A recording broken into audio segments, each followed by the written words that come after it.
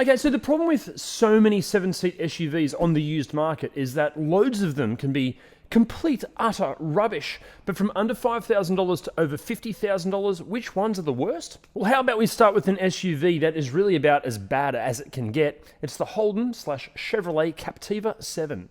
Rumor has it that there are Captivas out there that aren't riddled with issues. But even then, with how incredibly underwhelming these horrid things are, and with a plethora of better 7-seat SUV options available, we really question why anyone would be tempted into buying a Captiva in the first place. The Captiva has a shocking reputation, and with fair reason. Engine and transmission issues, excessive oil leaking and consumption problems, electronic issues, terrible build quality. These were manufactured on the tightest of budgets at the time and should be avoided at all costs. Okay, yes, with fastidious maintenance, the Captiva might possibly be reliable, although in saying that, very few have been fastidiously maintained. But for us, it lacks really any redeeming qualities. It's not all that fuel efficient. The driving experience is about as refined or as enjoyable as banging your shin on the edge of your coffee table. The interior material quality and fit and finish is completely lacking, and visually, it's the quintessential boring box on 4 wheels. Yes, sure, they're cheap with pricing starting from well under $5,000 and topping out at around about $25,000. But if the budget is super tight and the Captiva seems to be the only option, it's not. Just buy, I don't know, a cheap Toyota people mover, or just find a way that you don't need to buy a 7-seat SUV in the first place. Okay, next up, and we did touch on these in our worst medium SUVs video, the link for which is down there. It's the Dodge Journey and the Fiat Fremont, and if you're not a card-carrying car nerd, these two are ostensibly the same thing. Now, to be fair, these can actually be not too bad, and with the 3.6-litre V6, they do offer superb levels of performance for a 7-seat SUV. The issue, however, is depreciation, the cost of parts and maintenance, and the shocking after-sales support. Chances are, if you're buying a 7-seat SUV, you prioritize sensible purchase decisions. And this means buying something that will hopefully retain its value, so when it comes time to sell, you don't end up hemorrhaging money. Both the Dodge and the Fiat, unfortunately, fail at this criteria. Now, the used pricing will surely bottom out at some point, but with the cheapest models currently asking under $5,000, even the higher priced examples, which are currently asking around about $25,000, they will lose many thousands of dollars in value in the near future. Add on to this the stupid premiums asked for certain parts, even the delays in getting critical parts, Fiat and Dodge's shocking reputations for after-sales support. It all just puts this pair in the far too hard basket. Actually, just on making smart financial decisions, if you are in the market for your next car and you're planning on financing it, you've got to hit the driver link down there. Driver will find you the very best possible finance package from loads of different lenders. The entire process is so easy to do, and there are no hidden fees, and you can get the cash into your account in no time. Just a side note, you might notice a lack of premium branded SUVs in this video, and that's because we're covering the best and worst luxury SUVs in their very own video, which we haven't filmed or even written yet, but by the time you watch this one, it might be out. If it's out, the link is down there somewhere. Okay, this next one is going to make me very unpopular because my best mate actually owns one. I have no idea why he does because it's a terrible car. It's the 2008 to 2013 Nissan Dualis Plus 2, or if you're watching this from outside Australia or Japan, it's the Qashqai Plus 2. Electronic gremlins, suspension and steering issues, poor interior and exterior trim quality, switchgear issues, premature wheel bearing wear. The list of faults just goes on and on. But the major reason these are to be avoided at all costs revolves around Nissan's ongoing CVT dramas. It's no secret that used Nissans sending power via earlier CVTs can suffer major failures, often resulting in repair bills delving into the many thousands of dollars. These issues, they can be mitigated to a degree with fastidious and ahead of scheduled servicing, but the issue is the majority of examples on the used market, they lack this level of maintenance. And even then, if a used example claims to have been cared for like a firstborn child, can the seller categorically prove it? And anyway, even if you do find the most mint condition example of all time, even at its best, it's a pretty bloody average thing. But while we're on the subject of dodgy Nissans, I'm sorry, but the Pathfinder also has to join this list, and for the same reasons as the Qashqai Dualis thing, the bloody CVT. The Pathfinder we're referring to is the 4th generation 2013 to 2020 R52, which while it did improve during the life cycle thanks to various revisions and software updates, it still struggles with expensive to repair CVT dramas. Plus, the driving experience is all a bit soggy. The overall tech, features, and architecture are all feeling well past their use-by date now. It really isn't a standout in any way. It might seem like a bargain with pricing kicking off from under $10,000, but our advice is just to avoid it. Next up, unfortunately, it's the Peugeot 5008 from 2017 to, it's still a current model. Why, unfortunately?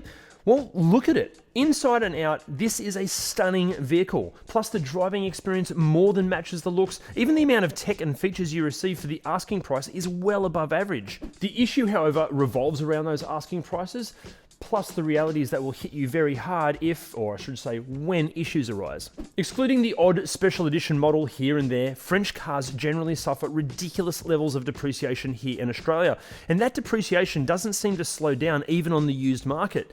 So even though you're paying $30,000 for a car that was $60,000 just 4 years ago, that might seem like a bargain.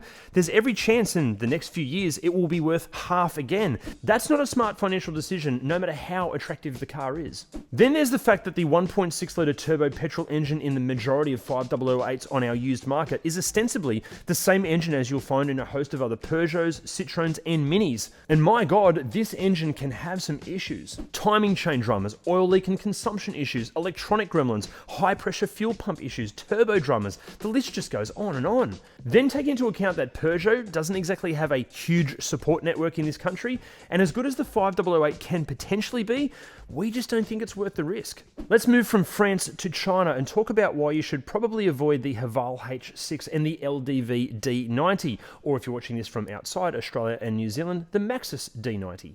Let's get something straight. Chinese manufacturers' build quality and reliability is improving by leaps and bounds, and we have no doubt that within the coming years, the likes of LDV and Haval will more than match the more established brands in every department. We're just not sure if we're there yet. Sure, on paper, the D90 and the H9 seem to offer very attractive propositions. Body-on-frame chassis just like a Prado or a Peugeot Sport, punchy turbocharged petrol or diesel engines, loads of tech and features for the money. The concern we have is, are we still in the teething stages of these vehicles' evolutions? Because we do know of multiple scenarios regarding odd reliability issues, poor build quality, and delays in receiving the parts required to fix them. Plus, rarely have very affordable Chinese vehicles ever retained their value well. When the next generation of Haval and LDV come along, all new and improved, possibly dramatically improved, what will this do to the values of the current models that you're looking at buying right now? Overall, sure, they can be good. We'd just be recommending something financially safer. And for what those SUVs are, click the link down there to watch our best 7-seat SUVs of 2024 video. Actually, you know what? It's right near the link that will get you 15% off and free express shipping on some of the best wiper blades we've ever used from WiperTech. Plus, they're super easy to order and they're a breeze to fit. Okay, next up, look, honestly, it annoys me that these two are being mentioned because personally I think they tick all of the critical 7-seat SUV boxes, but I was outvoted on this. In saying that, I understand why they've made it to this list. It is the Volkswagen Tiguan Allspace and its twin under-the-skin cousin, the Skoda Kodiak. Good looking, wonderful to drive, loaded with tech and features, super safe, relatively fuel efficient. With these two offering so much, why are they on this list? Well, to be at their best for the long term, they require a perfect service history. In fact, ideally, they've been serviced ahead of schedule to mitigate any potential issues. The problem is, many on the used market have been purchased on lease arrangements with owners that have no intention of keeping the car for the long term, and therefore, they often miss or delay critical maintenance, and this can result in major reliability dramas for the future owners. Simply put, other SUVs out there are just more resilient to a lack of care and attention. If you're buying brand new or very near to new, and the Tiguan or Kodiak in question are still covered by years of its full factory warranty, they can be utterly superb SUVs. We just recommend selling it before that warranty runs out. Or maybe just do the better thing for the environment, which is buy a more resilient SUV in the first place and then keep it for years and years and years. And then we come to a couple of SUVs that come from a manufacturer that specializes in SUVs, and they've been making SUVs and full drives for 80 odd years, and they still can't seem to get it right. Yeah, it's Jeep. How about we start with the piece of shit that is the Commander, especially the 2006 and 2007 models. The issue here is horrendously bad hit and miss build quality and reliability. Some owners will easily extract well over 200,000 kilometers out of these big tanks of things with barely an issue. Other owners have experienced absolute horror stories from day one. Engine and transmission failures, mysterious electronic faults, cabins leaking, door handles and trims breaking off. The list again just goes on and on. And it's not like the Commander offers anything exceptionally special as an SUV, so it's worth taking the risk on one. It simply isn't. Plus, my God, it is so ugly. Actually, to give you an idea of just how hit and miss these can be, have a look at jeepreviews.com. The star ratings from owners are either 10 stars or 1 star. Rarely is there anything in between. Yes, they're cheap, but they're cheap for a reason. They're shit. But you know what isn't cheap? It's the current Grand Cherokee. Pricing here in Australia currently kicks off from around about $60,000 and tops out at over $130,000. Are you kidding? And for that, many owners have received various computer glitches, to the point that some Grand Cherokees have shut off while driving, even though the infotainment system continues to keep working. Other owners have experienced that the car's ECU just crashes and restarts the car while driving. There have been electronic seating issues, reports that the wireless phone charger either overheats the phone or it fails to charge at all. Sometimes the car won't start, or sometimes it won't turn off because it fails to detect the key fob. Interiors apparently can knock and rattle already. And to make matters worse, some of these owners have experienced huge delays for these issues to be sorted and have complained of horrendous after-sales service. In fact, here in Australia, the after-sales support has been so terrible, our consumer watchdog, the ACCC, ordered Jeep, or more accurately parent company Stellantis, to undertake a court-enforceable review of its customer complaint process after the company's poor handling of numerous customer complaints over faulty cars. Many Jeep owners proclaim this cult-like, "oh, you wouldn't understand, it's a Jeep thing." But why would you take the risk in the first place? Actually, I find this dedicated brand loyalty to a manufacturer that is so clearly dropping the ball very, very strange. Anyway, look, no matter what car or SUV you're buying, before you hand over your cash, please go and watch our Ultimate Used Car Buyer's Guide.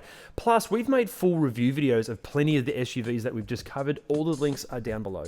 But 2 questions for you. Which 7-seat SUV would you buy, and which would you avoid at all costs? Let us know in the comments below. See you next time. It's the 2008 to 2013 Nissan.